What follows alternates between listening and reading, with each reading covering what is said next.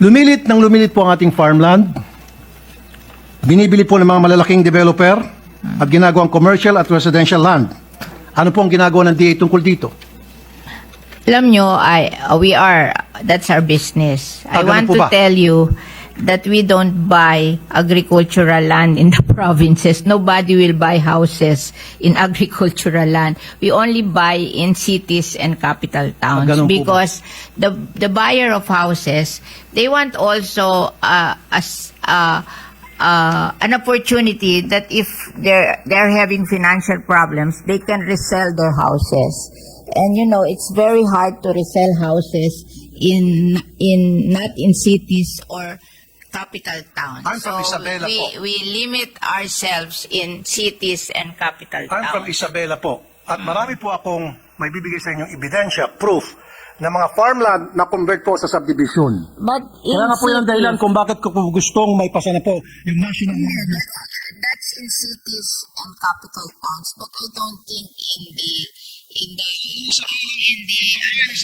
will be like that. Kawayan Isabela po, Kawayan City Isabela, may mga farmland po doon na na-convert Kawayan na po. is a city. Regardless, ang pinag-usapan My po God, natin, yung mga if, farmland po na na-convert na po sa isang subdivision o commercial. But they allow that in cities and capital They allow that. towns. Kaya nga po, They allow conversion alam ko nga in po. cities and capital towns because if they buy your land, they buy it expensive and you can reinvest the money and you will make more money than planting on those lands. I remember we have, when I was young, we have a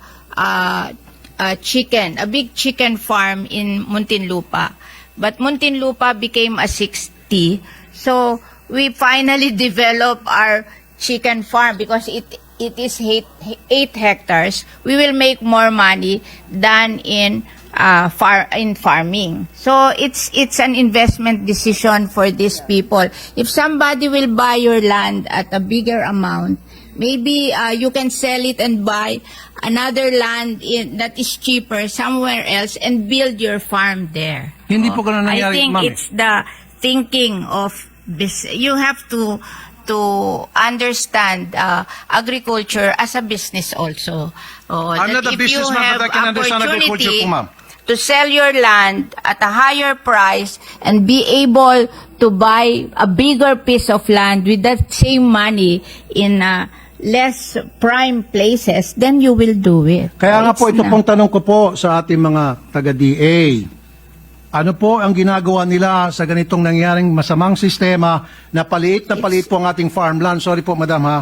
Yeah. Na hindi lang po sa Kawayan, sa Isabela, kundi sa I marami tend pong to mga probinsya disagree with you. na marami na po mga subdivision na nagsilipa na. Where will the people live if you don't build subdivision? Marami po mga lugar na pwede pong pagtayuan ng subdivision. Huwag lang po i-take over yung mga farms. Kasi nga po, kuminsan yung mga farmers, dahil sila po naghihikaos, they're being taken advantage po of. No. Lalo na po meron tinatawag na rice tarification. So mura po yung mga bigas na dumarating dito, they cannot compete. And then papasok po ito mga negosyante at mag-o-offer ng pera para bilhin ng kanilang mga lupain. Of course, walang choice po yung mga farmers kung hindi ibenta na lang kanilang lupa sapagkat meron na po tinatawag na rice tarification. I wrote the rice tarification kayo po ba law. You know, we wrote that rice tarification law because in 2018, the price of rice rose to almost 50 to 60 pesos per kilo. And that is the only time President Duterte became unpopular because rice is a political crop. When nagmamahal ang rice, nagiging unpopular ang president.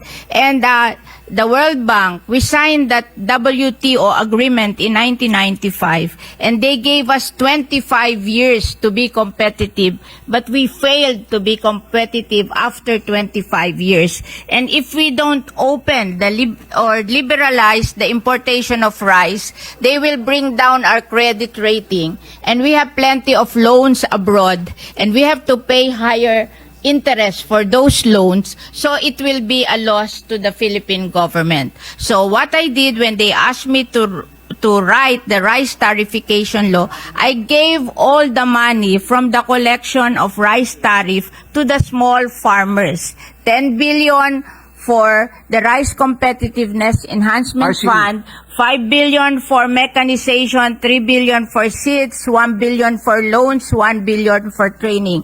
And anything above 10 billion that was collected, it was given to the rice farmers owning 2 hectares and below, 5,000 each, 1.6 million farmers. So that is 8 billion. So a total of 18 billion, which is the collection of the rice tarification law na rice tariff. Alam ko po I yan. don't feel any guilt to the small farmers. All the money that came from the rice tarification law were given to the small farmers owning 2 hectares and below. So how do we identify those small farmers? They have a list. Do you have po a list? They So have paano a po ninyo list. pinipili ng DA? No, they have paano, a list. Ano po? Paano po pinipili kung sino po ang maging recipient 2 nitong hectares and pera below. na galing po sa rice tarification?